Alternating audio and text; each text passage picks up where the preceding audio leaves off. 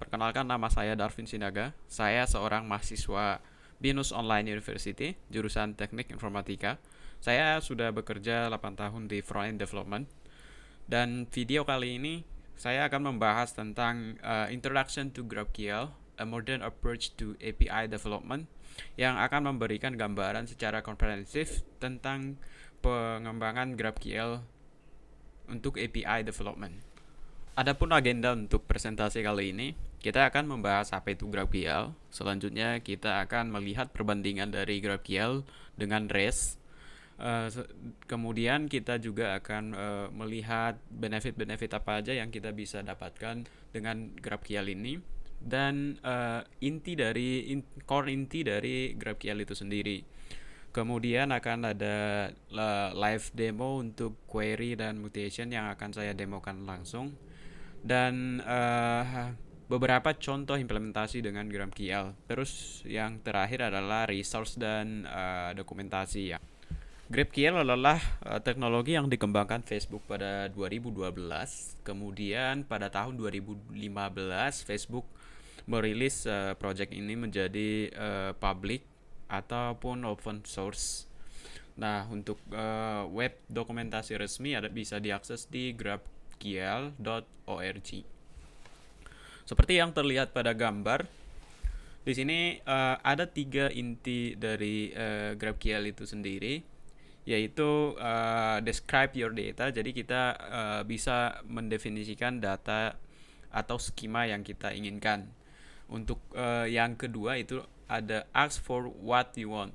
Jadi dari front end kita bisa, atau dari sisi klien kita bisa meminta data apa aja sih yang kita perlukan untuk ditampilkan di sisi aplikasi. Nah, karena kita bisa fleksibel gitu ya, meminta data yang kita butuhkan, sehingga di bagian get predictable results itu akan sangat terprediksi gitu. Maksudnya kita meminta 2 data, ya si server akan mengembalikan 2 data tersebut. Nah, kemudian untuk cara kerja GraphQL itu sendiri bisa dijelaskan menjadi 3 bagian utama. Yaitu yang pertama, pada sisi server kita perlu mendefinisikan skema untuk project atau data kita. Contohnya misalnya di sini project dia mempunyai property name, tagline, dan contributors. Sementara dari sisi klien, pada bagian ini kita perlu menulis script klien menggunakan syntax GraphQL. Pada contoh ini untuk project kita meminta tagline.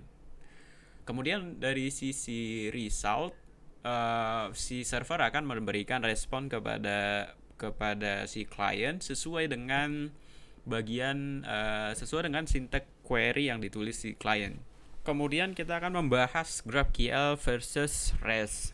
REST memang sudah menjadi standar API pada banyak industri teknologi saat ini. Tetapi GraphQL datang untuk mengatasi keterbatasan dari REST. Secara berikut adalah tabel dari secara garis besar untuk perbandingan antara REST dan GraphQL. Secara endpoint, si REST mempunyai banyak endpoint. GraphQL hanya mempunyai 1 endpoint.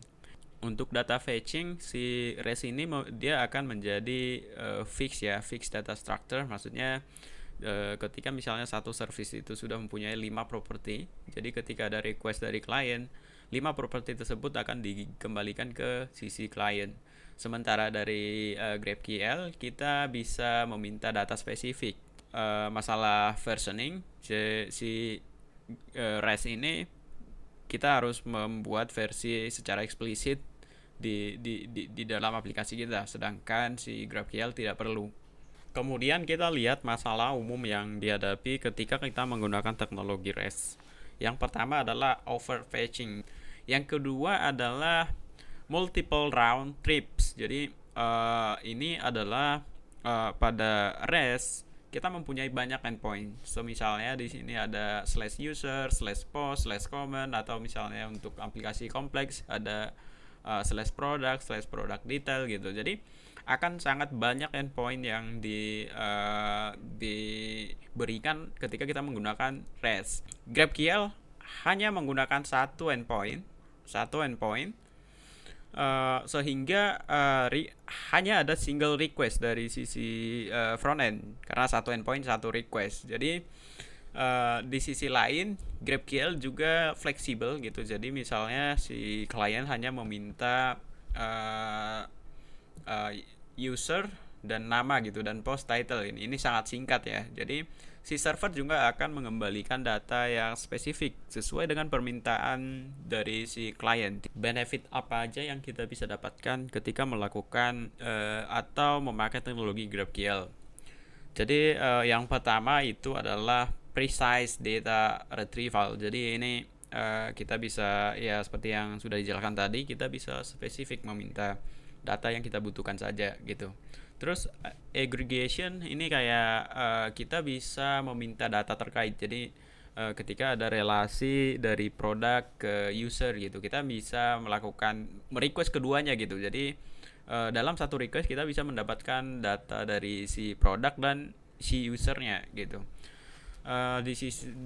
Kemudian benefit yang lain adalah strong type system. Jadi ini karena didukung dengan TypeScript. Introspection ini adalah documenting yang dimana dia sih bisa mendokumentasikan cara otomatis, berbeda dengan REST yang memerlukan library atau tools tambahan. Kemudian evaluation without versioning. Jadi si GraphQL ini tidak perlu version seperti REST dan ini prevent big change untuk dari sisi klien. Dan yang terakhir adalah developer experience. Jadi konsep inti dari GraphQL yaitu pada bagian schema dan type. Jadi untuk schema kita bisa mendefinisikan dimulai dengan type terus nama skemanya. Jadi misalnya di sini untuk schema user kita cukup mengetikkan type user dan kita memberikan properti apa saja yang kita inginkan. Jadi untuk contoh misalnya di sini kita mempunyai ID, name, email dan post. Nah, kalau teman-teman perhatikan di sini ada tanda seru. Jadi tanda seru di sini itu maksudnya field ini require atau harus ada di dalam requestnya. Jadi kalau misalnya teman-teman punya field yang opsional, tinggal menghapus tanda seru di sini. Nah, kemudian kalau teman-teman lihat pada post ini berbeda ya dengan data type yang lain. Ini dia type-nya adalah post. Post ini adalah skema dari data yang lain. Jadi didefinisikan di sini kita bisa memakainya di skema yang lain. Jadi ini adalah relasi yang ada GraphQL. Nah, ada tanda array di sini. Ini menunjukkan si user ini bisa memiliki lebih dari satu post.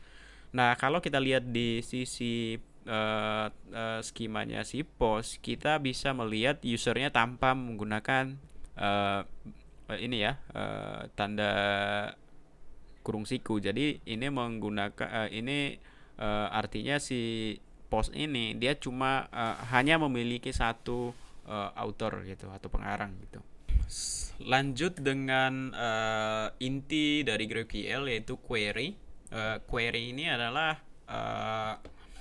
salah satu sintek untuk meminta data ke si GraphQL server. Jadi pada contoh ini kita melakukan query kita meminta data untuk ID 12 dan di sini kita meminta data spesifik. Jadi email, kemudian nama dan post, dan di post pun kita meminta hanya satu title gitu. Jadi ini memungkinkan kita untuk melakukan specific request. Jadi misalnya di frontendnya kita hanya perlu menampilkan 3 data. Jadi kita di query ini kita mendefinisikan 3.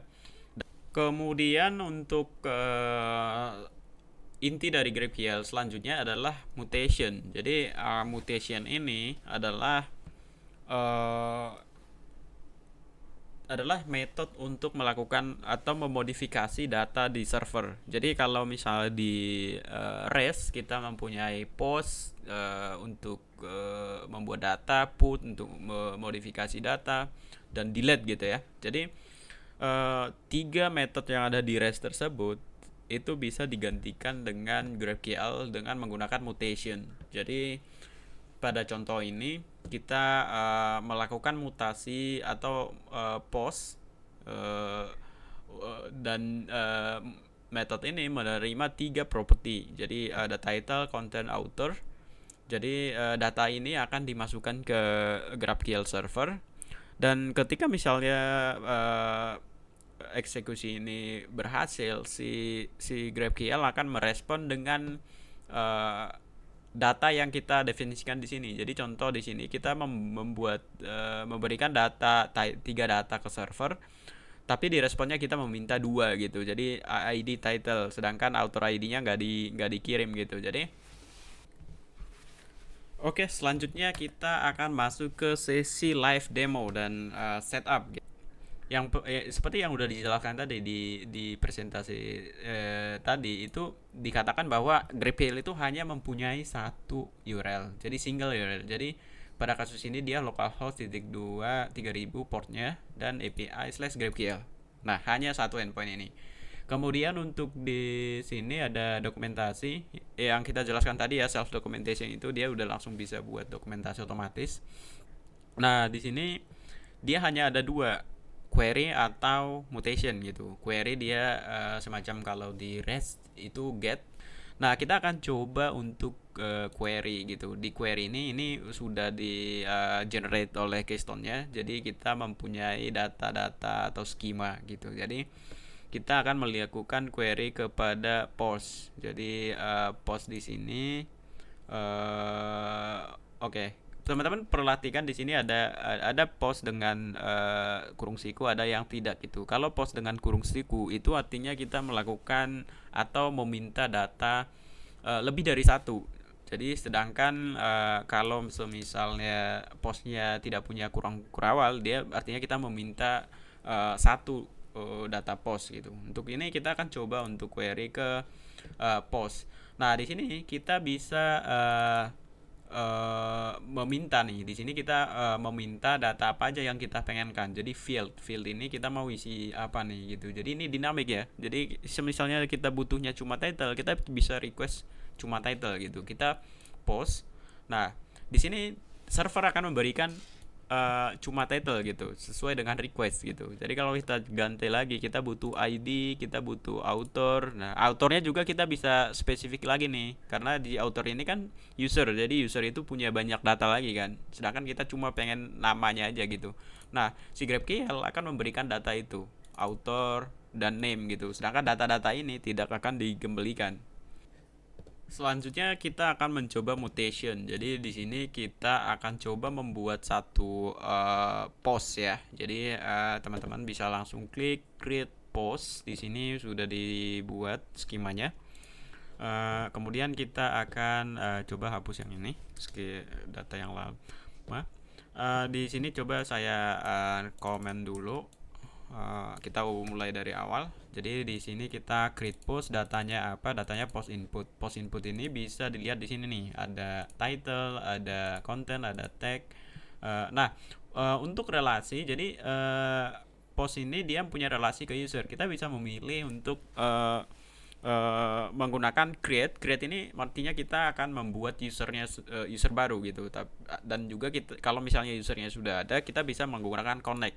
Nah, connectnya kita juga diminta menggunakan semacam primary key dan ID atau email gitu. Jadi kita pilih ID dan kita masukkan user ID yang bisa kita dapatkan dari query user. Jadi di sini datanya ini adalah data input atau payload yang kita akan masukkan ke dalam server. Jadi mari kita ganti dengan title live demo.